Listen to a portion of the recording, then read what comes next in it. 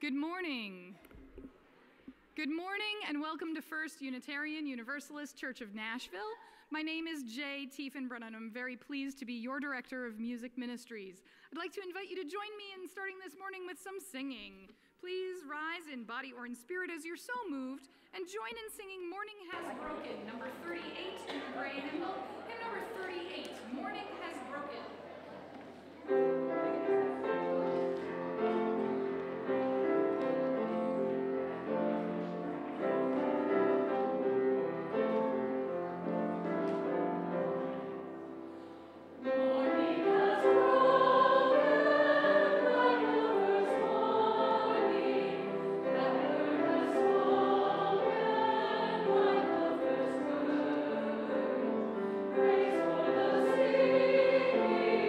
Praise for the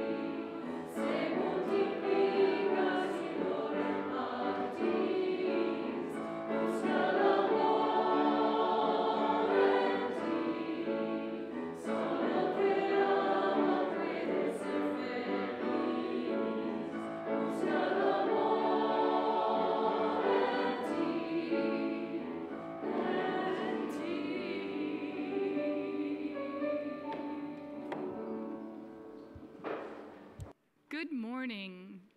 Please take a moment and greet your neighbors.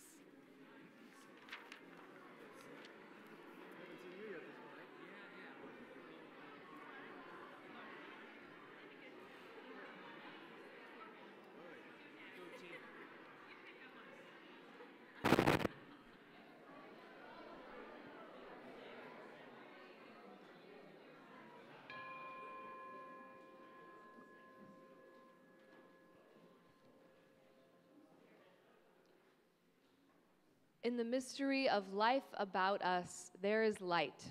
It gives us a place to be, to grow, to rejoice together. It opens the pathways to love. In this place of friendship, there is freedom. Let the light we kindle go before us, strong in hope, wide in goodwill, inviting the day to come.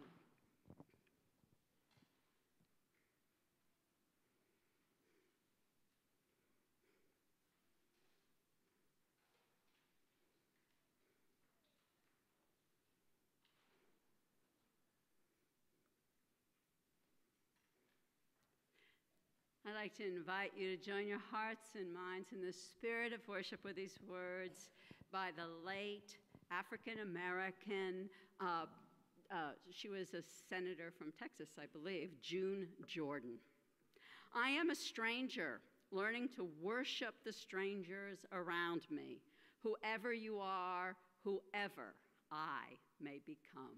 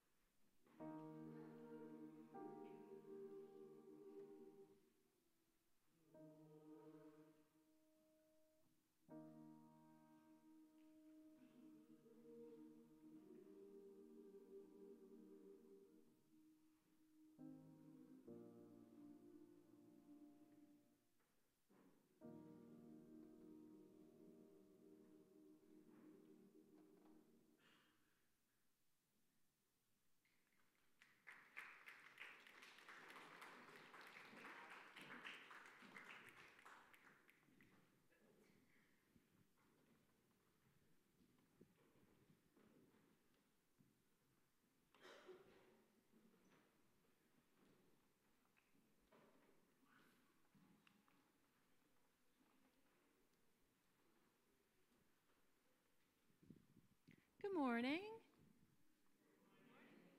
Huh? Thanks.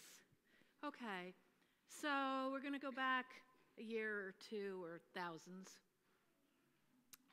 And God is looking down on everything that he created. And he's like, dang, this has been a real success. I mean, they got off to a rocky start, the whole Adam and Eve thing, but they're doing better. They're doing better. I like this. And a couple of the angels are hanging around too, and one of them says, yeah, but don't forget that flood. You had to get rid of almost all of them and start all over again. He says, yeah, but look at these folks now. They're together. They've been marching from the east to the west. Look at them down. What are they doing? What are they doing? So he goes down, he wants to find out. He goes down and he sees this tower being built. And he kind of eavesdrops on some of the folks, and they're saying, this is so great. We're going to build this thing all the way up to the heavens, and we are going to be known everywhere for being so great. Well, he's thinking, God, he's thinking, maybe they're getting off on the wrong track again. I'm not so sure about this. And so he decides that he's going to make it so that they can't finish building this thing. And the way that he's going to do it is all these people speak the same language. They all think the same things. They're all alike. They kind of like that. They feel good and safe and sound and happy when everyone's the same. And he says, well, I'm going to mess that up.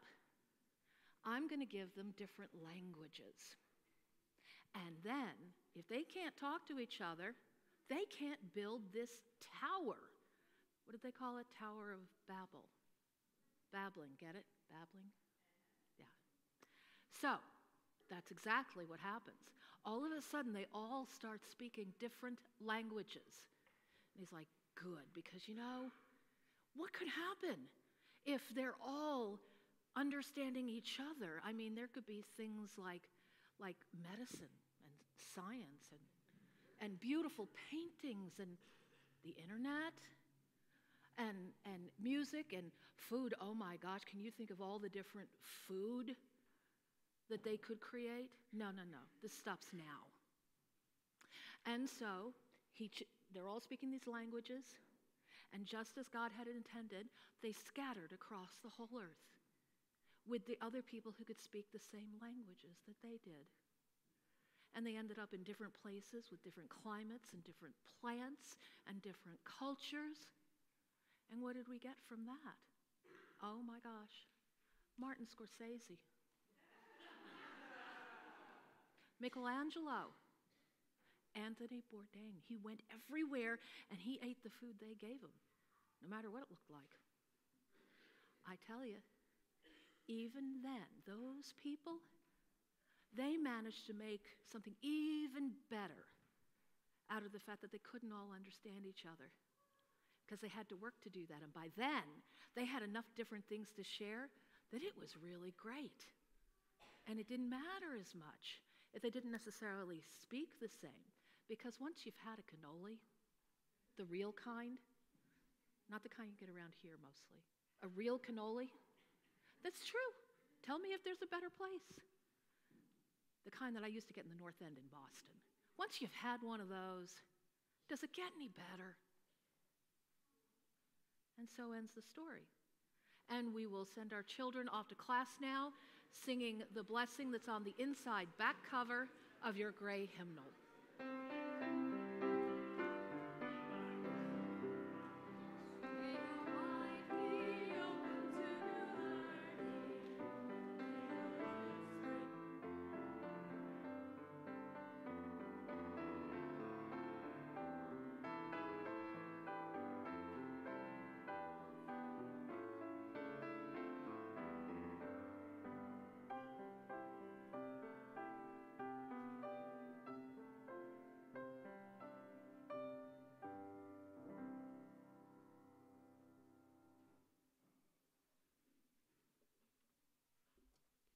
Good morning. My name is Valerie Martin. I'm a member of this congregation, and it is my pleasure to welcome you here in the sanctuary and those joining us online to worship this morning. In order to reach a wider community than those able to be physically present on Sunday morning, our services are live streamed on YouTube and Facebook. Joys and concerns are not live streamed or recorded. Before I continue, let me remind you to please silence your cell phones. As Unitarian Universalists, our spiritual paths vary, but in this congregation, we have made a covenant together. We affirm our interdependence, celebrate our differences, and work for justice.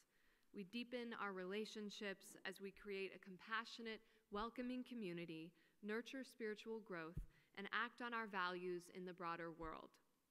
I want to extend a special welcome to any visitors worshiping with us this morning. We ask you to wear the paper name tags because it helps us to recognize you as someone we'd like to meet. If you're seeking a spiritual home, we hope you may find it here. Whether you are new to Unitarian Universalism or visiting from another UU congregation, we invite you to stop by the welcome table after the service to have any questions answered. People become members of this congregation by signing our membership book and supporting the church with their time and finances. If you are considering joining the church, please talk with Gail. Following the service, we hope everyone will enjoy coffee and fellowship in the social area, where you will also find information about current opportunities for engagement and reflection. There are a number of announcements in the weekly bulletin that I hope you'll take home and read, and I have a few more. So we have one update to the bulletin since it was printed. In deference to the Identity Task Force, the Beloved Community Committee will change the Where lecture viewing and discussion from October 24th to November 4th at 10:30 a.m.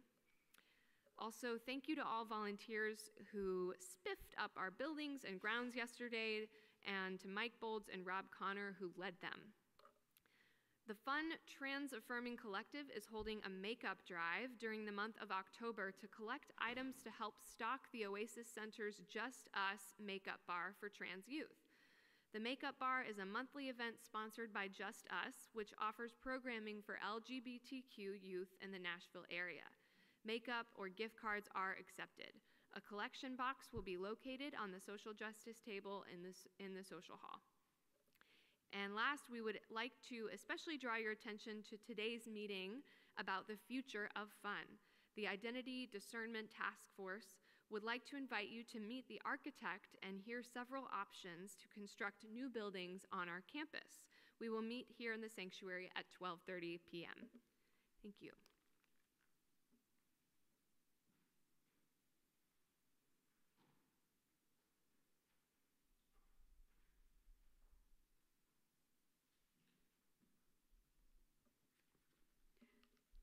I'd like to invite you all to take a deep breath. Bring yourself more fully present to this sacred space, to this gathered community, and to yourself.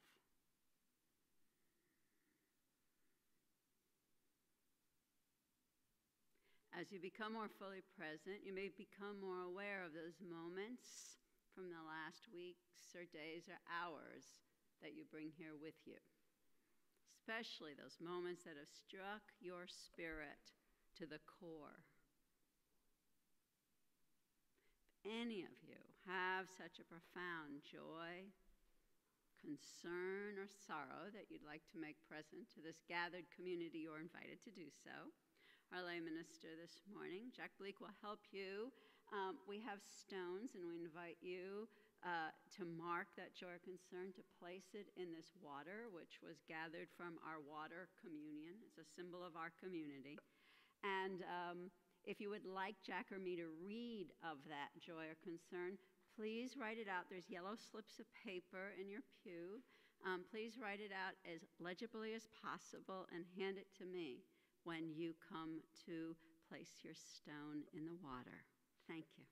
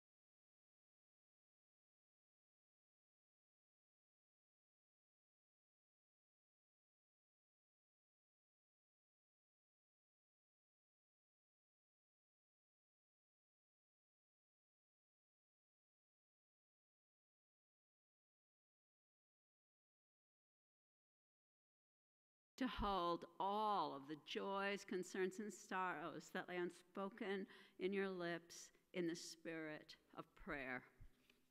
Spirit of life and love.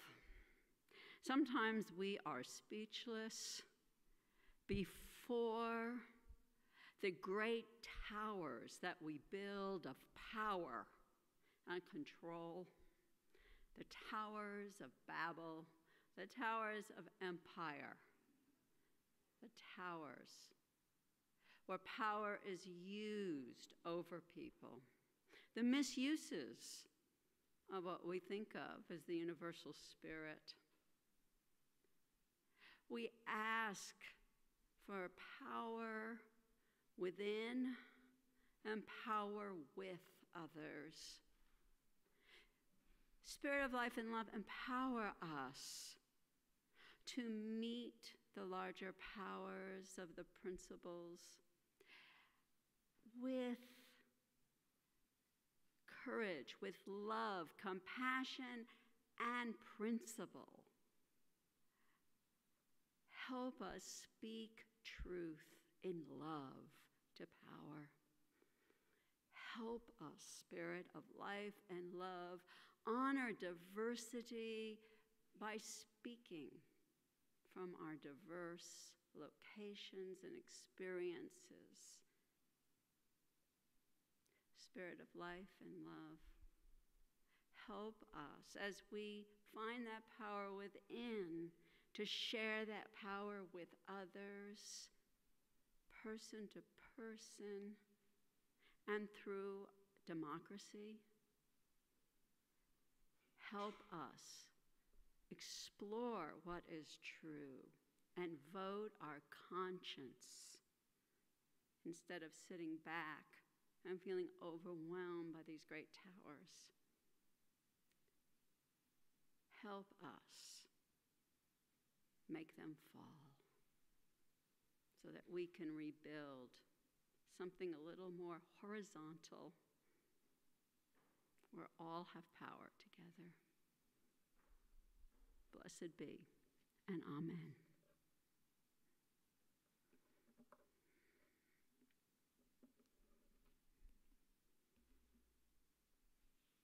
At this time, our offering will be received. Every month, we share one half of our loose cash with a group that has mission outside of our church that we share.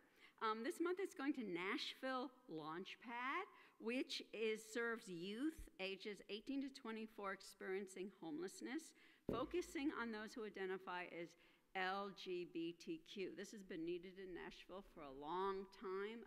A great majority of our homeless young people are GLBT and have been kicked out of their homes for religious reasons, quite honestly. So your support of this organization is so needed. I want to thank you so much for your generosity.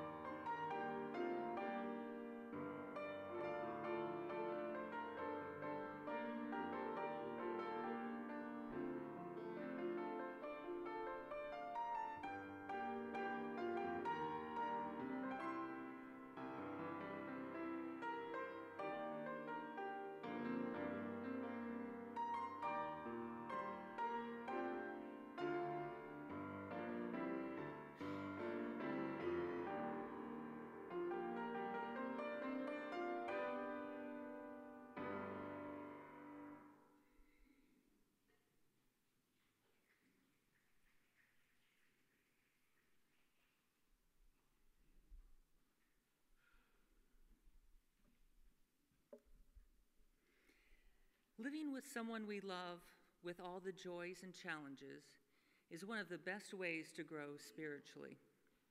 But real awakening only happens, says psychologist John Wellwood, in the charnel ground, where we acknowledge and work with our wounds, our fears, and our illusions. While most people would like to have healthy, satisfying relationships in their lives, the truth is that everyone has a hard time with intimate partnerships.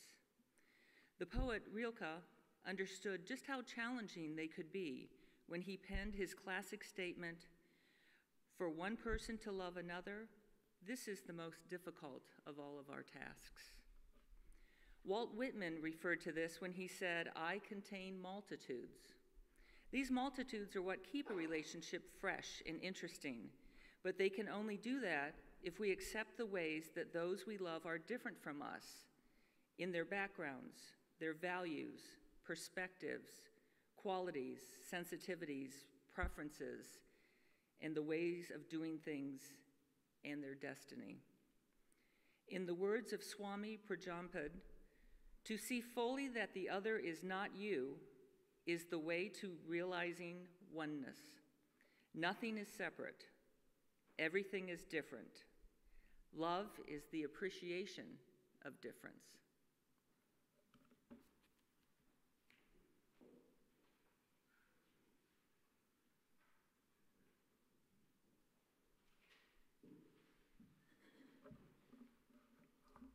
I invite you to rise in body or in spirit as you're so moved, and join me in singing song number 1012 in Singing the Journey, number 1012, When I Am Frightened.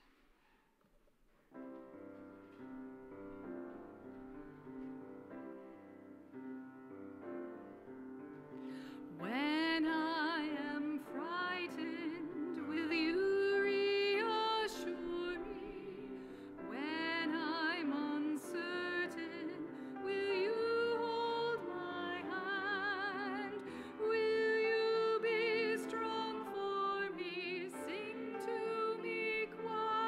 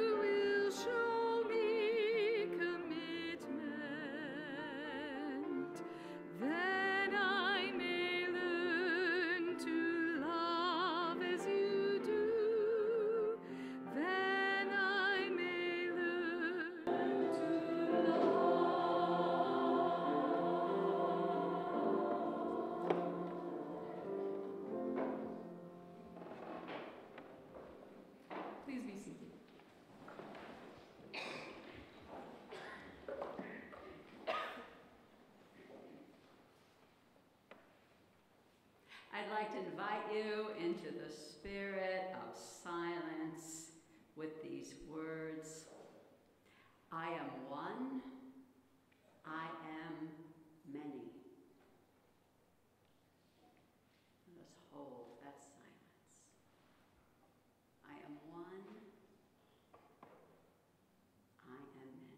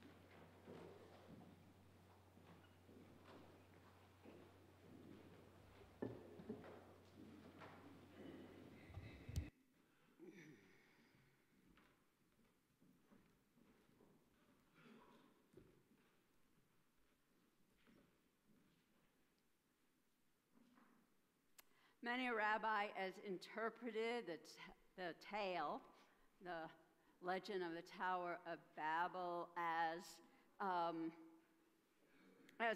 a warning against empire, against too much power being in one place.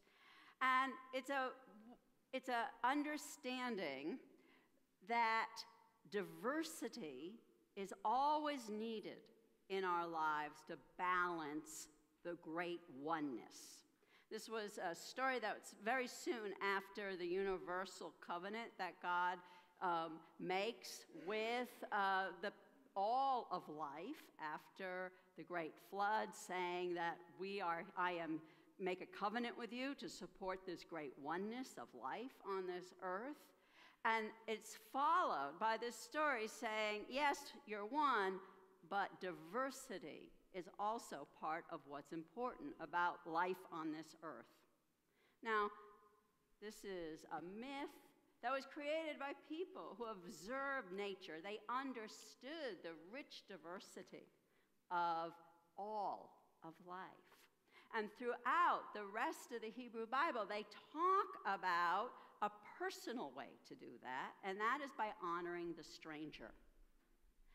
So it's not only about empires and different religions and different languages and different cultures. It's about each one of us brings diversity. Each one of us is unique. Each one of us, in some ways, is the stranger. So how do we practice this balance of we are one and we are not one? It's a Zen Buddhist koan. We are one, we are not one. A koan is not supposed to make sense. It's something that Buddhist practitioners are invited to sit with and find in their being what that means, even though it's irrational. We are one and we are not one. So today I wanted to talk about the spiritual practice that has taught me how to live into that koan, or those teachings from the Hebrew people, and that is quite simply the spiritual practice of relationships. Intimate, loving relationships. And I'm going to talk about that with an image that I just feel like is the right image to use, and that's the cauldron. Maybe it's because it's October and Halloween is coming. But we also were singing about, the song For Good is from a story about two witches who were like friends in witch school, and then had a lot of ups and downs, fights, and basically at war with each other at times, and ended up realizing that long-term friendship held by school and then a common profession kept them in relationship, and they were able to change each other for good. Now, a cauldron is a symbol in ancient Celtic times of a place that you put things in to transform them, to change them into something life-giving, something for good. And really, it's just a cooking pot, right? And so the stories really come from, you put in a piece of meat, and you put in a potato, and you put in a carrot, and the magic happens. You get stew, one thing, but you still have the separate pieces. You still have the carrot and the potato and your meat, okay? So that's the symbol. Of course, it's very wonderful, magical things can happen in the cauldron, and that's why it's the spiritual practice that I'm talking about, because I think intimate relationships can be that magical, and they can also be that hard, because how do you have transformation without everything falling apart and becoming new? Okay. So I'm going to talk, these intimate relationships can be friends, as we've mentioned. They can be family members, parent, children, siblings, cousins. The cauldron could be family in that sense. Or it can be romantic partners, life partners, marriage partners. People, and of course then those, the cauldron then, are this expectations we have from marriage about what it means to stay together in a long relationship. I'm going to use the examples of siblings and marriage just because I have most experience with those two things. I have 6 siblings. I have, Jim and I will have been married 50 years in this coming June. So we have been thinking a lot about this. And, you know, how you get through and where you end up after many breaking aparts and coming back together. Okay, so families. The reason I want to start with siblings is because siblings are very interesting. People have observed that their job is to differentiate themselves from each other. So they're in this one family. There are these babies that we all know, moms know that they're not the same, but dads know that now too. But they're not the same, but you know, we see them as kind of not having an individual personality at first. And then they play off each other to become more individuals or different from one another. And I saw this happen with my granddaughters before my eyes. The first time I noticed this, so it's the one that sticks in my mind, is when the girls are 3 years apart. So one was in kindergarten, one was in 3rd grade, and the 3rd grader was had already decided she hated math. Her mother, who is like, you know, mother tutor, making sure she's going to get her homework done, she's going to get this math. And so they were having this very long, frustrating interchange.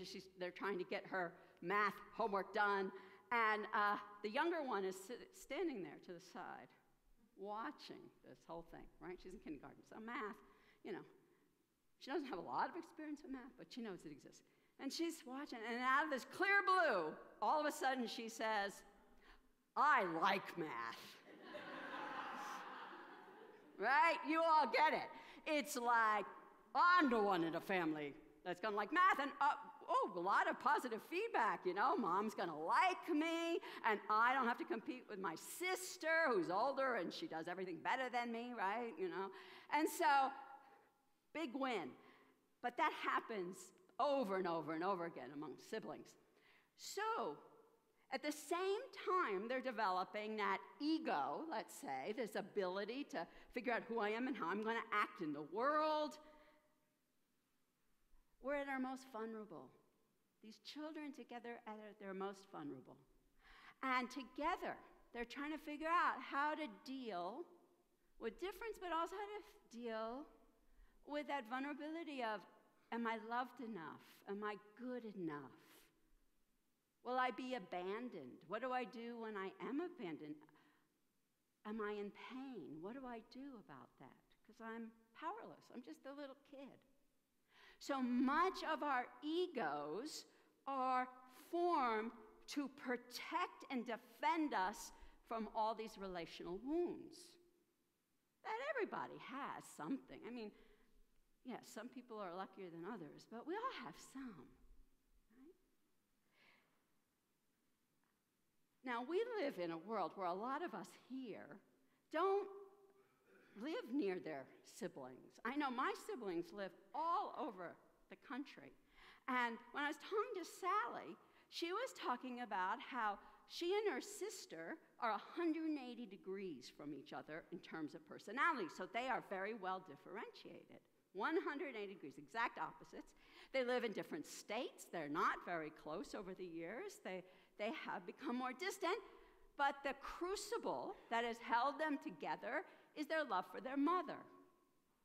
And as their mother has gotten older and has had some health problems, those two 180 opposites communicate with each other. They've gotten to know each other better again, and functionally have been helpful to their mother. Now, the crucible is this love for the mother, but it has changed Sally for good. She's more accepting of somebody who's exactly opposite of her and knows she can work with her, knows that they can do things together for the common good in their family. And she's maybe learning some things about herself in all of that, too. Unfortunately, I see what happens when people do not want to enter that cauldron and be transformed over and over again. Unfortunately, I see it mostly when parents are dying or when the family is left after a death that they all grieve. And many a functional family, people that brothers and sisters who got along just fine, at least they appear to, totally break down but do not want to enter into this transformative process that I'm calling a spiritual process, a spiritual practice. It's just too scary. So they just become ego to ego. And they stay in that defensive position. And I cannot tell you how many families I have seen just stop talking to each other altogether, become more distant or fight, either way, to avoid that deeper understanding of themselves.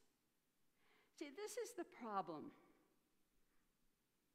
When I'm talking about a spiritual journey, I'm talking about learning what it really means to be powerless and love in a world that is bigger than us.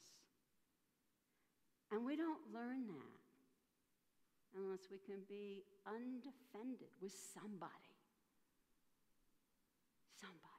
in our lives. We just can't. So let's talk about romantic relationships, because they kind of start the opposite. I think most romantic relationships, even though opposites attract, and I think they do, at least I think we're attracted to someone who is going to challenge us to grow, but we don't know it. We just know they're different than us. And yet, that original feeling is oneness, isn't it? Oh, I'm in love, and we are one. And, whether you feel like, two halves have come together, but it's like a mystical feeling for a lot of people, that hormone rush of being in love. It's great. And it doesn't last very long. And so, when Rilke is talking about the hardest thing is to love someone, he's talking about after the hormones are over and we're living day to day again, and we become ego to ego. The honeymoon is over. Ego to ego. And all of our defenses, there's love. That's scary, right? It's really scary to make that kind of commitment to another person and say, we're going to work on this love forever with this, great thing that started. And all of our ego defenses are like. So what do? We try to change each other, right? I confess, Jim and I try to change each other for decades. Some things we gave up early, but he was still trying to get me to close cabinet doors for like 40 years. Before he finally said, that's Gail, she never closes the cabinet doors. Okay. This is ego defense. It is because if we're not trying to change the other person, we realize we have to change ourselves. Okay? We do. Human beings are made. We are literally made to change and grow and evolve and become more accepting and open and loving in a lifetime. We just are. That's how we're put together.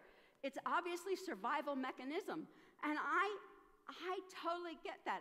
I watched for years, all those years I was trying to change my husband, he was trying to change me. I would watch how most people, almost everybody I knew at one point got divorced. They all got remarried, so that worked out. or their third or fourth marriage. They got it right. Right? Yeah. My very best friends. So at the same time, I've seen elderly couples my whole life who tenderly care for each other. And nobody gets married to take care of an old man or an old woman. Take my word for it. But,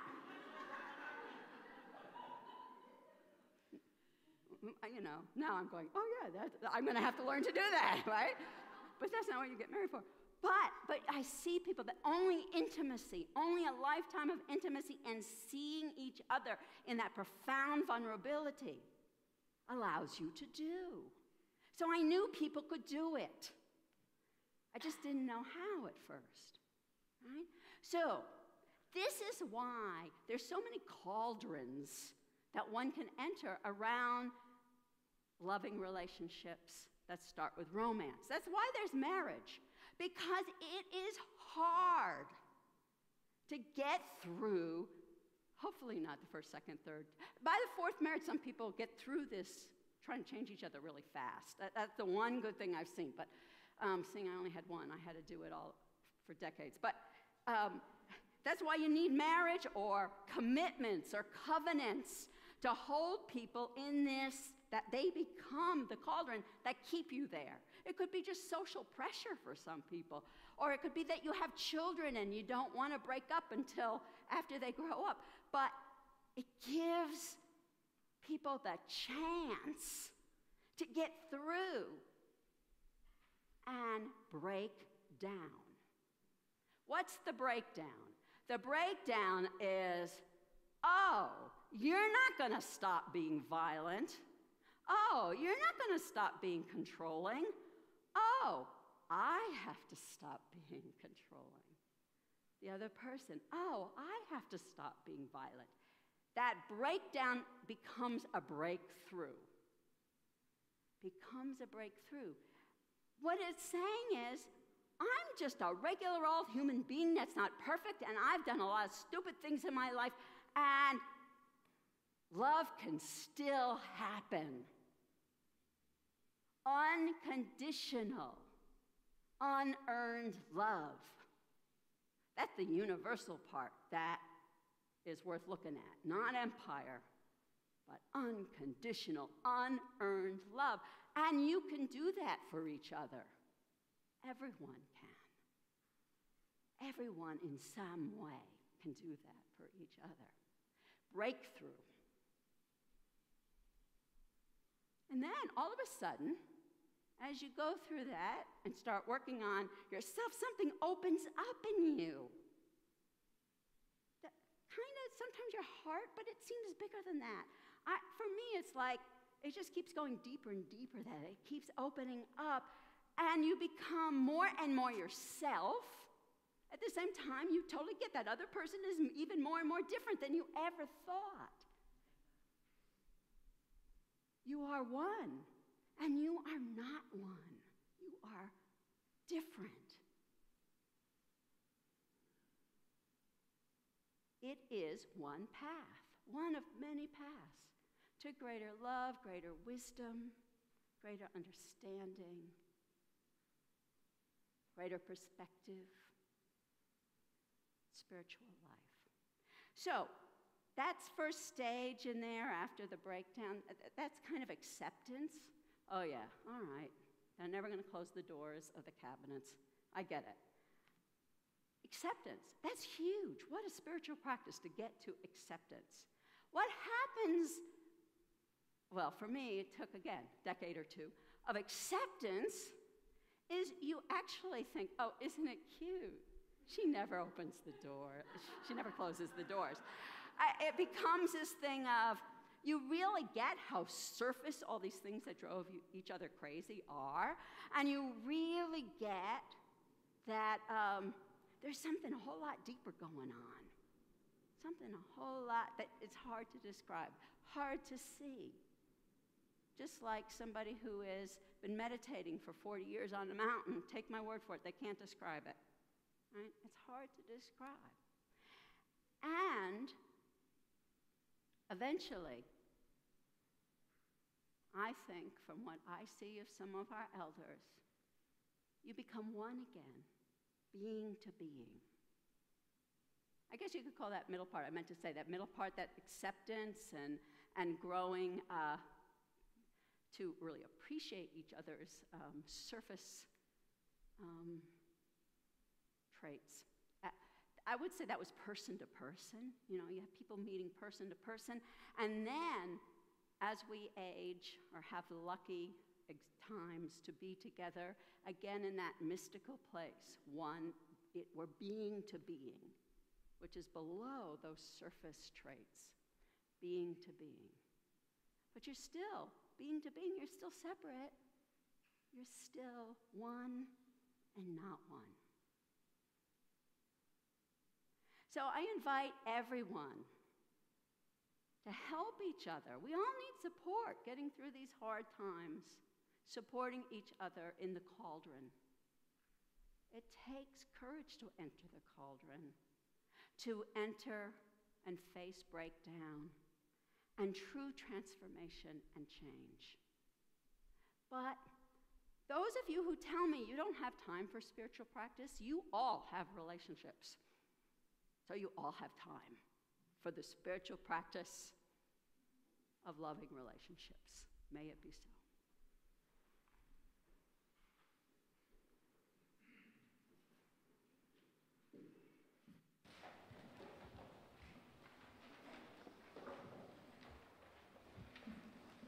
Would you like to dance? Please rise in body or in spirit. As you're so moved, and join me in singing 311, Let It Be a Dance. Hymn number 311 in our gray hymnal.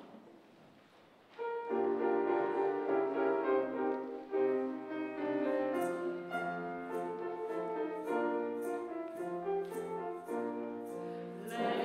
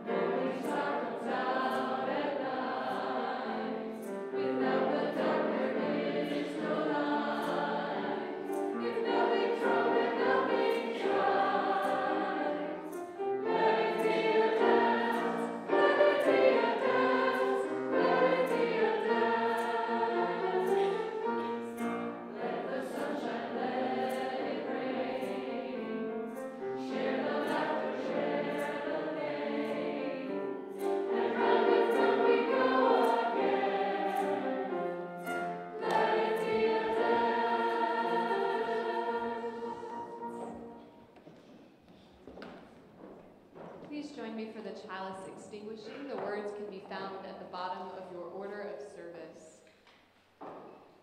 We extinguish the flame, but not the light of truth, the warmth of community, or the fire of commitment. These we carry in our hearts until we are together again. I'd like to close with these words by the poet Derek Walcott. The time will come when with elation you will greet yourself arriving at your own door, in your own mirror, and each will smile at the other's welcome and say, sit here, eat. You will love again the stranger who was yourself. Give wine, give bread, give back your heart to itself, to that stranger who has loved you all your life, whom you ignored, for another who knows you by heart. Take down the love letters from the bookshelf, the photographs, the desperate notes. Peel your own image from the mirror. Sit. Feast on your life. May it be so.